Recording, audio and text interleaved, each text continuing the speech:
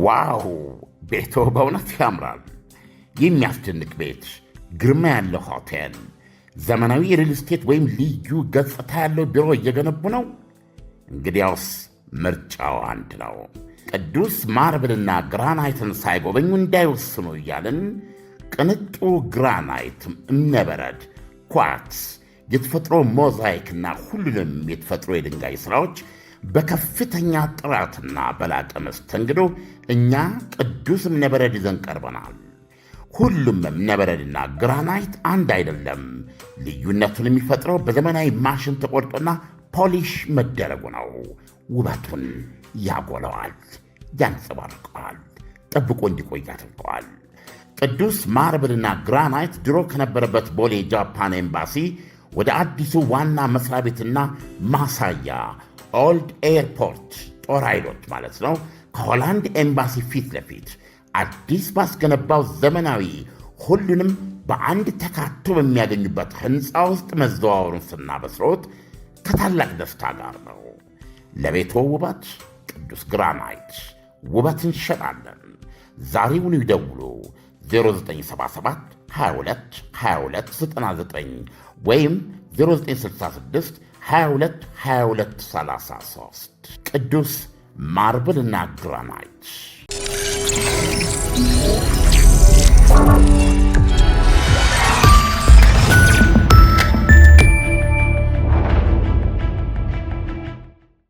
ይህ አዋዜ ሰበር ነው።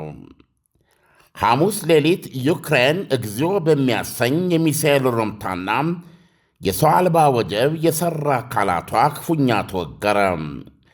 አልፎ ተርፎ የኔቶ አባሏ ፖላንድ ግዛት ውስጥ የእሳተ ገሞራ አፍ የመሰለ ጉድጓድ በሚሳኤል አፍንጫ ተቆፈረ። ምዕራባውያን ሚዲያዎች ሁሉም ባይባል አብዛኛዎቹ በደቦም የጥቃቱን በላና የውርጅብኝ ዋና ዓላማ ምን እንደነበረ ጨርሶ አልነገሩንም። በዚህ የተነሳ አዋዜ ለመዘግየት ተገዷል። ምዕራባውያን እንዳስነበቡን ከሆነ ግዙፉና አውዳሚው የራሽያ በላ ቢያንስ 8 ሰዎችን ከመግደልና ከ50 በላይ ከማቁሰል የሽብር ጥቃትነት ውጭ አይደለም። የቢቢሲን ሪፖርት ያነበበ የአልጀዚራን ማካተት ይቻላል። የሚረዳው ይህን ብቻ ነው። የዜናው ርዕስ ራሱ ቢቢሲ ላይ ቢያንስ የአንድ ቤተሰብ አባላት የሆኑ 5 ቤተ ዘመዶች በራሽያ ሚሳኤል ተገደሉ ዘለንስኪ እንደተናገሩት ይላል።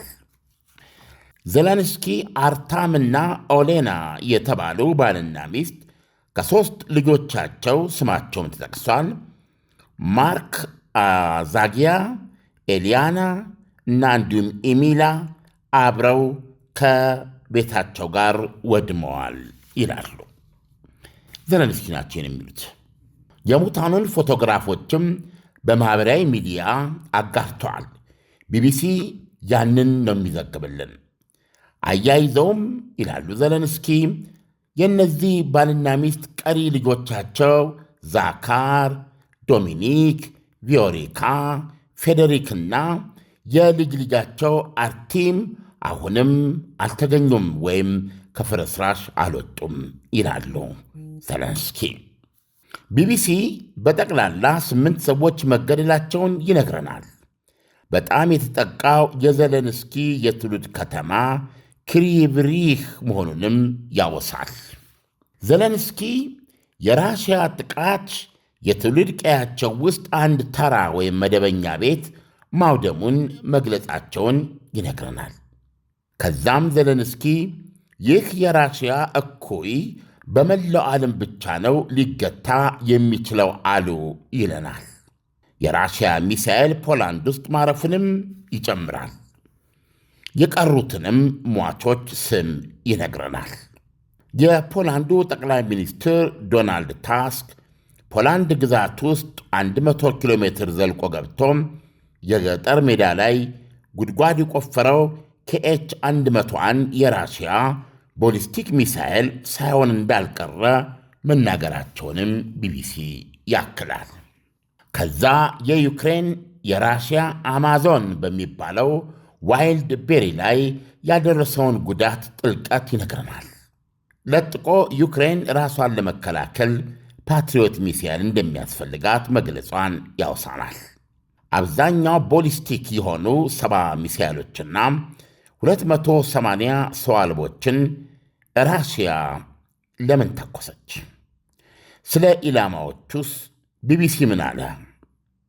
እንዲህ አይነት ማብራሪያ የሚሰጠው የራሽያ መከላከያ ሚኒስቴር ነው። ቢቢሲ ከራሽያ መከላከያ ሚኒስቴር የጠቀሰው መግለጫ የለም። በአጠቃላይ ቢቢሲ እንዳቀረበው 70 ሚሳይል ቦሊስቲክ ናቸው በአብዛኛው ተተኩሰው። ዩክሬን ከዚህ ውስጥ ምን ያህል እንደመታች አይገልጽም። ከ280 ሰው አልቦች ውስጥ ግን 260ዎቹን መታ እንደጣለች ይነግረናል። ዜናው እዚህ ላይ ነው የሚያበቃው። አዋዜ ለእናንት ለአድማጮች እውነታውንና ሚዛናዊነት ለመስጠት የተለያዩ ዜና ምንጮች እንደታወቁት እንደነ ቢቢሲ፣ ሲኤንኤን ወይም አልጀዚራ ባይሆኑም ለማየት በሞከረበት ጊዜ ውድ አድማጮች አንዳንድ የተለዩ መረጃዎች አግኝቶ ነበር። ነገር ግን አዘውትረን የማንጠቀምባቸውና በነፃ ምንጭነት እኛም አፋችንን ሞልተን ልንናገርላቸው የማንችል በመሆናቸው እነሱ ላይ የቀረቡትን ዝርዝሮች በተለይ ራሽያ እነዚህ የተኮሰቻቸው ሚሳኤሎች የት እንዳነጣጠሩና ውጤቱንም በተመለከተ ያለቻቸውን ከነሱ ለመውሰድ አልቻልኩም። ነገር ግን ልፋቴ መና አልሆነም። ዘጋርዲያን የእንግሊዙ ጋዜጣ ይዞ የወጣውን ዘገባ ለማነጻጸሪያነት ልንገራችሁ። ቢቢሲ የሰማችሁት ነው። አልጀዚራም ከዚህ የተለየ አይደለም። ማናችሁም ገብታችሁ ማየት ትችላላችሁ። ሌሎችም አላወሱትም ቶታሊ ማለት ይቻላል። ዘጋርዲያን እንደሚነግረን ደግሞ የዛሬው የራሽያ የቦሊስቲክ ሩምታ አካል የሆነ አንድ ቦሊስቲክ ሚሳኤል ንብረትነቱ የዩናይትድ ስቴትስ አሜሪካ የሆነ የድሮን ማምረቻ ፋብሪካን ኪየቭ ውስጥ ሙሉ በሙሉ አውድሟል ይላል። የወደመው የሰው አልባ ማምረቻ ፋብሪካ በንብረትነት የተመዘገበው አሜሪካ ዴልዋር ውስጥ ነው። በዚህ የጦርነት ጊዜ ውስጥ ከ4 ዓመት ተኩል በላይ ሞስኮ የአሜሪካንን ኩባንያ ስታወድም የመጀመሪያው ነው ይላል። ይህ የተመታው የሰው አልባ ማምረቻ ኩባንያ ዴልዋር የተመዘገበ የአሜሪካ በዩክሬን ዋና ከተማ ኪየቭ ውስጥ የሚያመርታቸው ሰው አልቦች ተርሚናል ወይም ኩባንያው ስሙ ተርሚናል ኦቶኖሚ ይባላል። የሚሰራቸው ሰው አልቦች በጣም ብዙ ርቀት የሚሄዱና ፕሪሲሽን ናቸው ይላል ኢሳያስ። ኢላማ አይስቴ ናቸው ይላል። ለምንድን ነው ኢላማ አይስቴ? እነዚህ ተርሚናል ኦቶኖሚ የተባለ የአሜሪካ ኩባንያ እያመረተ ዩክሬን የምትጠቀምባቸው ሰው አልቦች የራሽያ የኤሌክትሪክ ጃሚንግ ወይም ብዙ ሰው አልቦች አሁን የኤሌክትሪክ ሲስተማቸውን ጃም በማድረግ ከተልኳቸው ማሰናከል ይቻላል። እነዚህኛዎቹ በዚህ መንገድ አይወድቁም። ምክንያቱም ሎይተሪንግ ነው የሚባሉት። ኢላማቸውን እስኪያገኙና ኢላማቸው ላይ ወድቀው እስኪያወድሙት አጥፍቶ ጠፊ ናቸው። የአርቲፊሻል ኢንቴሊጀንስ ቁጥጥሩን ይረከባል ይላል። ይህን ያህል የተራቀቀ ሰው አልባ ነው። በአርቲፊሻል ኢንቴሊጀንስ ተቆጣጣሪነት የራሽያን የኤሌክትሮኒክስ ጃሚንግ በመቋቋም የሚፈለገው ኢላማ ላይ እንዲወድቁ ይዟቸው የሚወድቀው አርቲፊሻል ኢንቴሊጀንስ ነው እና ተርሚናል ኦቶኖሚ መጨረሻ ላይ ኢላማቸውን የሚገሉበት ሰዓት አካባቢ ነው አርቲፊሻል ኢንቴሊጀንስ ፕራክቲካሊ አብራሪ ያላቸው ማለት ነው። እና በዛ ሰዓት ማንኛውንም ነገር ተቋቁሞ ወደ ኢላማቸው ወደሚፈለገው ኢላማ አናቱ ላይ ይዟቸው የሚወድቅ ማለት ነው። የዩክሬን ሚሳኤል ከፍተኛ ጉዳት እንዳመጣባት የምዕራባውያን ሚዲያዎች በየቀኑ ነው የሚተነትኑት በስፋት። እነዚህ ሚሳይሎችም በነገራችን ላይ ሌሎች ማምረቻዎችም እንደዚሁ እንደተመቱ በነገራችን ላይ ሌሎች የዜና ምንጮች እነከሌ ልትላቸው ማትችላቸው በጣም በሰፊው ነው የሰሩት። ይሄ ሙሉ በሙሉ የወደመው ኪየቭ ውስጥ የወደመው የአሜሪካ የእጅግ ዘመናዊ ኢላማ አይሲቲ እጅግ ርቆ መጓዝ የሚችል ሰው አልባ ዴልዋር ውስጥ በ2023 የተመዘገበ ነው ይላል። እና ዌብሳይቱን ስትመለከት ምን ይላል? በኤአይ በሰው ሰራሽ አእምሮ የሚመራ ተንቀዋላይ ተተኳሽ ኢላማ አይሲቲ ተተኳሽ ነው ይላል። እና በተግባርም በጠላት በጦር ግንባር ንብረቶች ይዞታዎች ላይ ውጤታማ በመሆን ራሱን ያስመሰክር ይላል። ድረገጹ ላይ ስታየው ማለት ነው። ዘጋርዲያን ተጨማሪ ማብራሪያ ለማግኘት ፈልጌ ተርሚናል ኦቶኖሚ ኩባንያው ጋር የኢሜል መልእክት ብልክም ምላሽ አልሰጡኝም ይላል። የዩክሬን መከላከያ ሚኒስቴርም እንደዚሁ ምላሽ አልሰጠኝም ይላል። አንቶኒ ቪንቺ የሚባሉ የቀድሞው የአሜሪካ ኢንቴሊጀንስ የስለላ መኮንን ከፍተኛ የስለላ መኮንን ምን የሚል መጽሐፍ የጻፉ ናቸው። በጣም የታወቀው ፎር ዘ ኢንቴሊጀንስ ሪቮሉሽን ዘ ፊውቸር ኦፍ ስፓዮኔጅ ኤንድ ዘ ቤትል ቱ ሴቭ አሜሪካ ረጅም ርዕስ ነው የጻፉ ሰው ምን ይላሉ? ራሽያኖች ይህ ማምረቻ ኩባንያ ባለቤቱ ማን ስለመሆኑ ቶታሊ አይጨነቁም። ምክንያቱም ለነሱ ይሄ እልም ያለ ኢላማ ነው። የአሜሪካ ይሁን ወይም የሌላ ጉዳያቸው አይደለም። ዳና የውስጥ እግር ማሳጅ የረኩበትንና ጥቅሙን በሚገባ ያጣጣሙበትን አገልግሎቱን በማስፋፋትና በማሳደግ እነሆ ሁለተኛ ቅርንጫፉን ከፈተ። ዳና በአዲሱ ቅርንጫፋችን ሙሉ የማሳጅ ስቲም፣ የሳውናና የሞሮኮ አገልግሎት መስጠት ጀምረናል። ለቤተሰብ ለጥንዶችና ለሙሽራዎች ከነሚዜዎቻቸው ዳና ማለፊያ ምርጫ ነው። ዳና ቁጥር 1 ብስራተ ገብርኤል አፍሪካ ህንፃ 3ኛ ፎቅ። አዲሱ ቅርንጫፋችን ቡልጋሪያ ማዞሪያ በግዙፉ ድሪም አፓርትመንት። ዳና በዚህ መንገድ ነው ያደባዩት ማለት ነው።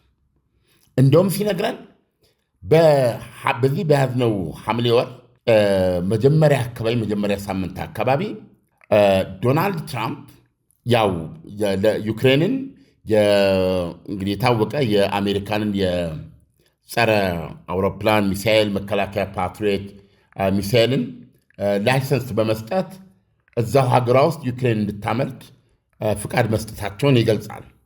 እና ምን አለ ሰውዬ? I don't think if Patriot missiles or any American system was manufactured in Ukraine, I think the Russians would target that manufacturing facility ይላል። ምንድነው ያውን ያለው? ፓትሪዮት ሚሳይል የሚሆን ሌላ ምንም የአሜሪካ መሳሪያ አይነት ዩክሬን ውስጥ ቢመረት ራሽያኖች ጉዳይ አይሰጣቸውም፣ ኢላማ ግን ያደርጉታል ነው ያለው። እና የራሽያ ዜና አገልግሎት ታስ በትክክል አስቀምጦታል ይላል ዘጋርዲያን። ይህ የወደመ የአሜሪካ ኩባንያ የሚያመርታቸው ሰው አልቦች በጣም ዩክሬንን ገዳይ ማድረግ የቻሉ ናቸው። እና ምን የሚባሉት ናቸው? ኤኪው 400 ሳይዝ እና ኤኪው 100 ባዮኔት የሚባሉ ሰው አልቦች ናቸው ይላል። በጥቃቱ የተገደለ ሰው የለም እዛ የሚሰራ ነገር ግን ኩባንያው ወይም ማምረቻ ፋብሪካው እንደ ፋብሪካ ወድሟል ይላል። ኢሳያስ ሴን እንግዲህ ያነሳውበት ምክንያት ማንም ሊገምት እንደሚችለው የ8 ሰው ሞት ትራጀዲ ስላልሆነ አይደለም። ኢሳያስ 8 ዩክሬናውያን ሞተዋል፣ ከ50 በላይ ቆስለዋል። እና እጅግ የሚያሳዝን ነው። ይህን ዩክሬን እንደገለጸችው ማለት ነው። እና እነዚህ ሰዎች ደግሞ በአብዛኛው ለዚህ አደጋ የተጋለጡ ቤታቸው ወድሞባቸው መሆኑን ነው የሚገልጸው። ነገር ግን የተተኮሱት ከ70 በአብዛኛው ቦሊስቲክ የሆኑ ሚሳይሎችና ቢያንስ ራሷ ዩክሬን እንዳመነችው ወደ ኢላማቸው ሄደው ተልኳቸው መፈጸም የቻሉት 20 ሰው አልቦች ስለመቷቸው ወታደራዊ ኢላማዎች አንድም ቦታ ላይ አይጠቅስም። በጣም መመኪያ የሆነ የሰው አልባ ማምረቻ ግን ኪየቭ ውስጥ ወድሟል። ይሄን የነገረን ዘጋርዲያን ነው። ሌሎች ዘገባዎች ደግሞ እንደነ ዘጋርዲያን ብሎ ለመጥራት የሚያስቸግሩ የተለያዩ የዜና ምንጮች አሉ። ከዛ በሰፋ ሁኔታ በርካታ የወታደራዊ ኢላማዎች በመላ ሀገሪቱ እንደተመቱ ይናገራሉ ኢሳያስ። ስለዚህ አሁን የተቸገርነው ይሄንን ዜና ከሰማነው በኋላ ይዞ ለመቅረብ ያው መረጃ ማግኘት በጣም አስቸጋሪ ነው። ነገር ግን ዩክሬን አንድ ጥቃት በምትፈጽምበት ጊዜ ከነ ስፋቱ ጥልቀቱ ልነግር አልችልም እና እግረ መንገዳችንን ይህንን ለማሳየት ስለፈለግኩ ነው። የዛሬው የራሽያ የውርጅብኝ የተነጣጠረው ምንም እንኳ በሚያሳዝን ሁኔታ የ8 ሰዎች ሕይወት ቢጠፋምና 50 ሰዎች ቢቆስሉም በአብዛኛው ቁልፍ የሆነውን የዩክሬንን የሰው አልባ ማምረቻ ደምስሷል። ኢሳያስ ዓለም በዜና ትንታኔው ላይ እንዳስቀመጥከው ዩክሬን በሩሲያ ላይ ያደረሰችው ከፍተኛ ጥቃት ትልልቅ የነዳጅ ማምረቻዎችንም ጨምሮ ማለት ነው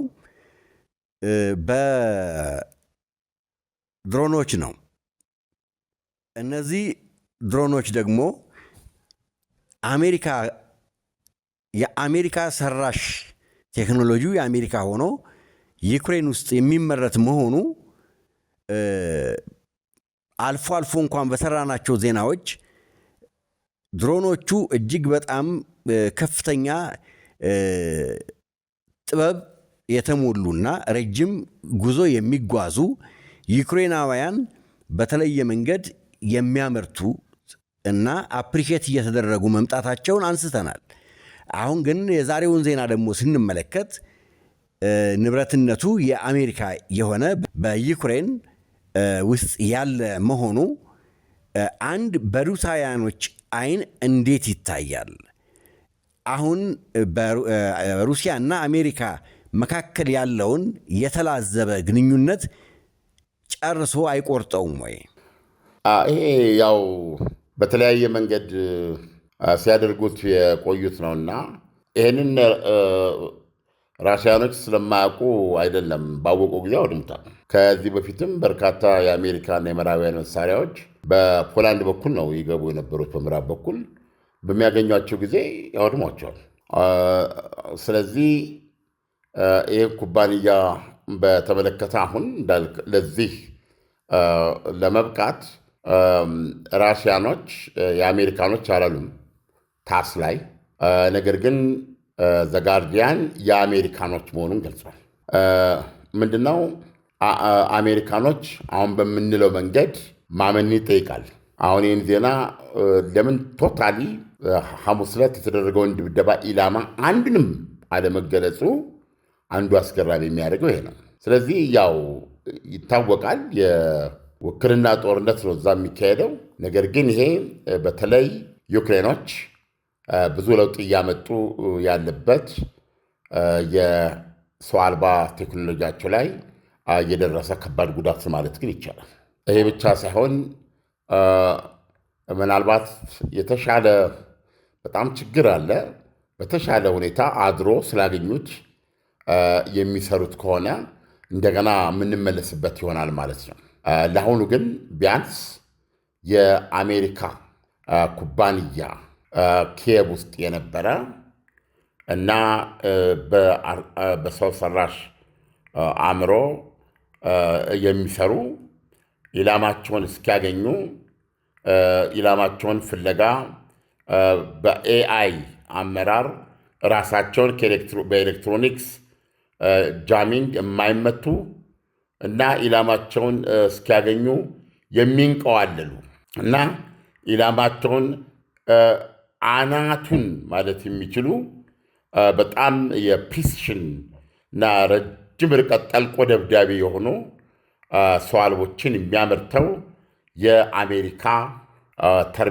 የአሜሪካ ኩባንያ በዚህ በትናንቱ ጥቃት ኪየቭ ውስጥ ወድሟል በአንድ ቦሊስቲክ ሚሳይል። ይሄ ነው። አሜሪካም ሆነች ዩክሬን በዚህ ጉዳይ ላይ አስተያየት አልሰጡም።